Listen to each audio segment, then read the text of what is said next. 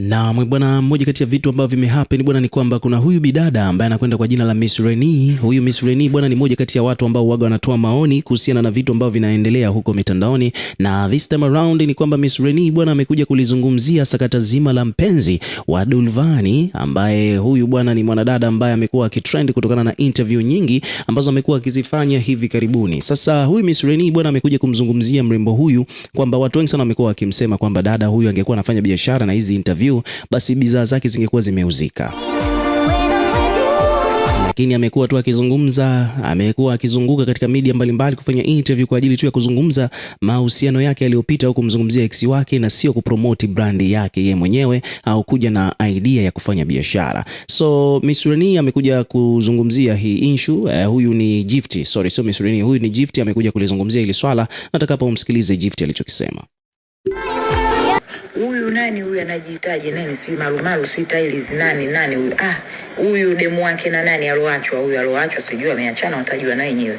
Anaojiita sijui mimi malu sijui ndo jina alopewa na wazazi wake au ndo kajipa mwenyewe baada ya kufika mjini, shauri yake potelea mbali. Sasa kinachomfanya ahangaike hivi nini? Maana anahangaika, anatatalika, anakuambia kabisa za Ankalimambi zinapopikwa nini. Unahangaika kwenda kila media kuhangaika na kuambia huku unaenda unaongea, kule unaenda unaongea. Dada, una stress za kuachwa au ni kitu gani? Maki tuelewi.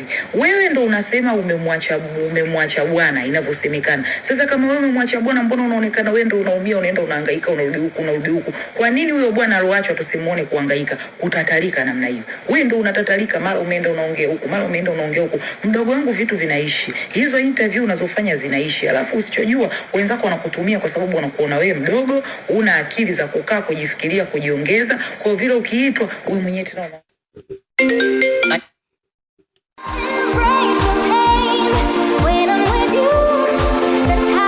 usichojua wenzako wanakutumia kwa sababu wanakuona wewe mdogo, una akili za kukaa kujifikiria, kujiongeza. Kwa vile ukiitwa wewe mwenyewe tena unaona Yesu stasi ndo huu, unajipeleka huku mama, unajipeleka kule mama, unajigawa kaa sale kuwagaia wananchi. Jamani, tena haya nina shughuli mama, vijola vangu hivi. Maki wewe unajigawa, umeenda kule. Tulia mdogo wangu, ushasema wewe umtaki bwana, wewe ndio umtaki bwana. Kwa hiyo unatakiwa ukae chini, utulize kalio, uangalie maisha yako, ufanye kama una biashara yako, kama una tena utajua mwenyewe pa kwenda kuipata, ukaitafute. Haya, unini uangalie mambo yako. Kitu gani namna hiyo unatatalika? Unahangaika, unaenda unaongea huko, unaenda, hii sio sawa. Halafu mtu aloachwa, mimi najuaga mtu alomwacha mwenzio anakuwa na relax. Yule ambaye kaachwa sasa ndo anakuwa na maumivu, anahangaika kama kina Shafi. Lakini wewe umeacha. Kwa kama umeacha, kaa tulia. Nini unaenda unaongea huko, unaongea huko? Mbona huyo bwana hatumuone akienda akiongea? Hatumuone akienda akiongea kule. Ni wewe tu ambaye unatatalika. Hebu tulia mwenetu. Kitu gani? Tulia. Vitu vinaishi. Baadaye utakuja ukae uanze kusema utafute mchawi. Wachawi sometimes mnakuwa nyinyi wenyewe. Hakuna hata anayewaloga. Kwa hiyo kaa kitulize, tulia. Acha kutatalika, acha kuhangaika mtoto wa kike. Nini kuwa na aiba kike basi.